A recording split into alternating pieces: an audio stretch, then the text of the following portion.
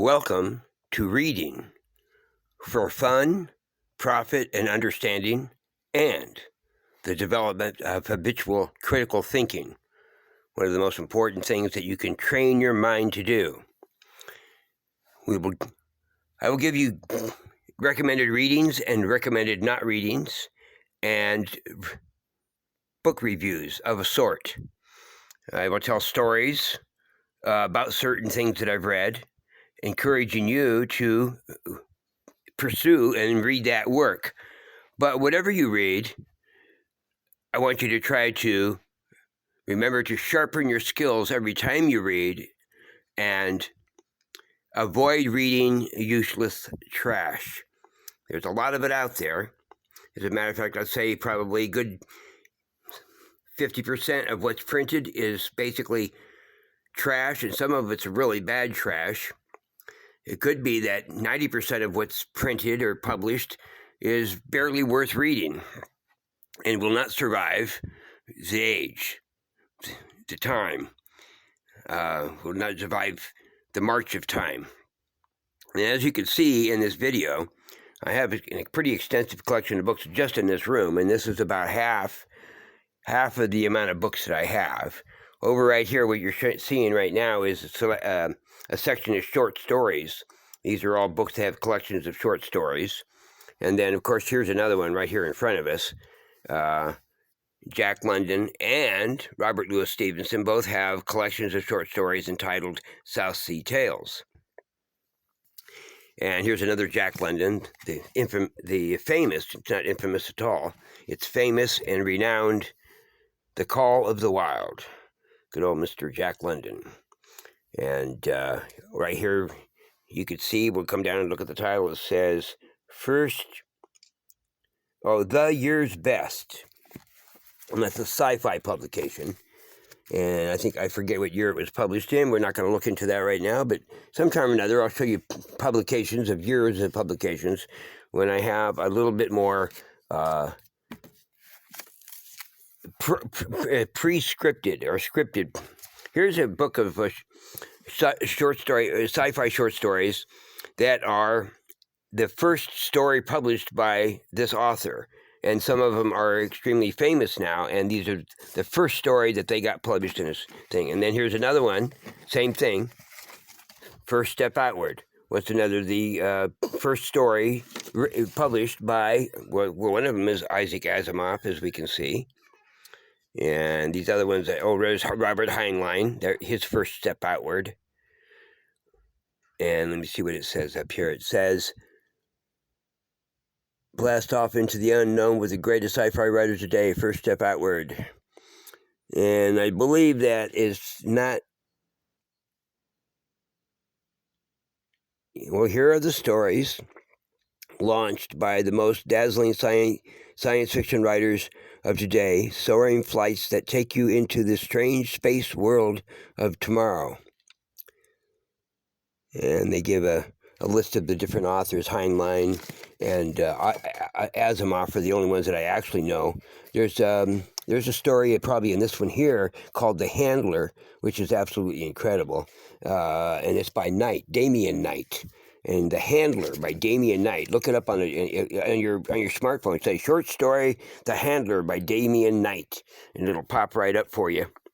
So you can see I have an extensive collection of books, and I have about this much, and scattered in other rooms, probably even maybe twice more as what's here, including textbooks, history books. As you can see down here, I have a whole collection of memoirs by different people. Here's by Rita McEntire, Reba, she calls herself, and here's one about Hal Holbrook, how he played, I guess, on Broadway for quite a while. He played Mark Twain, and his memoirs are called "The Boy Who Became Mark Twain," and that's his memoirs. And here's look at this. This is The Outline of History by H.G. Wells. And then over here we have Orwell's Radio Addresses.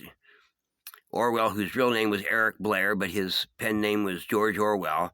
During the Second World War, he was instrumental in conducting broadcasts to the patriots, to the resistance in the occupied countries, helping keep their morale up and letting them know with secret codes when certain supplies were coming and whatnot. Here's a thing of Mandela. Here's I think a biography of Harper, author of To Kill a Mockingbird. Here's Sandberg's Lincoln, the 3 volumes Sandberg did. Here's 1421, the year that China discovered the New World. And I have all those. These are all nonfiction here. And of course, over there, The Winds of War. That's a great book. It's really expansive in its time. The Winds of War by Herman Rourke. And so I have quite a few good recommendations, but I definitely have a lot of recommended not reading. And I'm going to top that off. I'm going to start that off with the one I'd like to really come down on and criticize, and that would be Stephen King. And I would say Stephen King's novels are extremely engaging, but he's such a filthy, obscene writer that it's hard for me to read his stuff. And I can recommend one and only one of his works, and that would be The Stand. And there's a couple of obscene, graphic descriptions of things in there that I don't see how it plays in, but it's really quite mild in The Stand, and The Stand is quite an expansive work. Stephen King's an incredible writer. I just don't understand why he has to resort to filth, which seems to be a common theme with today's writers. And I'm hoping you just look, if you're looking at this video, you see the extent of what I have right here. Life of Pi right there. On Jeopardy one time somebody answered the question with The Life of Pi, and they accepted it. But in fact, it's not The Life of Pi, it's Life of Pi. And here we have the Oxbow Incident, which is an interesting book, and there you go. But see, and to emphasize that, where they should have been missed it when they say The Life of Pi. That's not how it's titled, and I guess they decided to accept it because there's not another book that somehow makes that necessary, such as in here we have The Invisible Man by H.G. Wells, who wrote that History of the World down there, and then by what's his name, Ellison. We have Invisible Man, and a Jeopardy question centered on that distinction of the and no the. So I suppose that's why they accepted the answer, The Life of Pi, when actually the title is Life of Pi. So I just don't think that was right. There's some Mark Twain right there with that Adventures of a Huckleberry Finn, and a lot of stuff here I haven't read because I don't really read everything, and I have it here because I want people to have a choice. Lady Chatterley's Lover, interesting book. Down here we have the picture of Dorian Gray. I have 2 copies of that. Picture of Dorian Gray. And Partitions, which is a really great book, Partitions. That's a really great book, a really good thing to Amit Madmujar, I think how we pronounce this here. Let's got the camera in my hand. Let's get in here. Let's see. Here it is, right there. Amit Madmudar. Yeah, Amit Madmudar. Partitions. I consider it a very important work and a very well done work.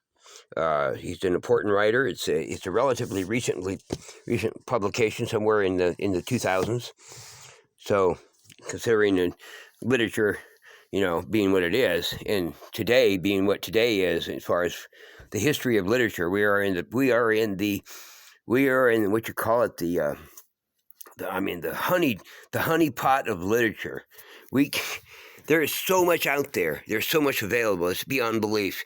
And that's why it's so important not to waste your time reading trash or stuff that you can't relate to because you just can't get into it. Like I tried to read, what was I reading? Was it Persuasion? No, I think it's another one. Boy, I tell you, Austen, those other ones too, Mary Lou Alcott, and all that. That writing is so labored, excuse me, belabored. You know, I have to edit out the cough. Nah, we'll leave it in this time, and I'm just turn it sideways. Here's what is we got there. We got Dickens. Let's see here. Great Expectations. We got Jane Eyre by Bronte. Yeah, Emily Bronte. That's right. Jane Eyre is the character. Emily Bronte is the author. And then we got Jane Austen, Pride and Prejudice. That's what I was trying to read. I have a couple of copies of that. And, it's okay. I can get into it for a while. But, man, I tell you, first of all, they take like a paragraph to say one little thing about like, how is it you feel like you should be this way or that way when we feel like we should be this way or that way. And they take this big, long, involved, it's funny in a way. It's great writing. I mean, real skilled at being able to do that kind of stuff. Here's a Taylor Caldwell book that, not my favorite Taylor Caldwell, but a good story, Time No Longer. And I have a couple of Taylor Caldwell's books that I don't remember where they're all at. And here's, what's her name, Hurston's. Their Eyes Were Watching God, which, once again, this is a big acclaimed novel, like as if it's something incredible and big revelations. And I read it, and I was really not impressed. I mean, it was okay. She had a lot to say. And it's a really great historical aspects to the book, whereas, where she would talk about things I had no idea actually existed. So in that way, it was very informative. But as far as a piece of work that affected you and left you with an impression of something, it wasn't much, unfortunately. It was more whining and crying about how life was hard and didn't really offer a solution in a way. It kind of did.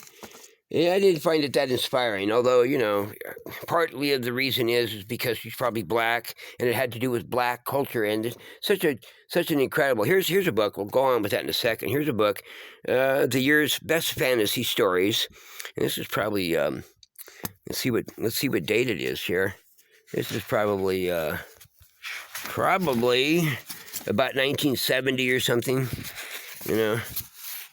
A lot of these, you can tell by the age of the book, I mean, by the color of the book that it's old, but that doesn't mean it's a paperback, so it ages quickly. All right, let me see here. Here we go. 1982. So it's a little more recent than I thought, but 82, what's that? It's 40 years ago. 40 years ago. I don't know, 40 years ago. I hit the big 7-0 the other day, and I'll tell you, like the 6-0, it was traumatizing, let me tell you. The Federalist Papers, which are a great read. And I have a Frederick Douglass book that somebody gave me. Narrative of the Life of Frederick Douglass by Frederick Douglass. And it says, written by himself, an American slave, written by himself. With illustrations, let me see here, by Peter Gomes. Very interesting. And bring this to a conclusion. This is a long one, and but you probably will find if you start listening to anything I do, there's nothing I'm not going to be talking about myself or running on about this, that, and the other, except one thing, and that is what I am talking about, and that is reading for fun, profit, and understanding, and the development of habitual critical thinking for the expansion of your mental capacities.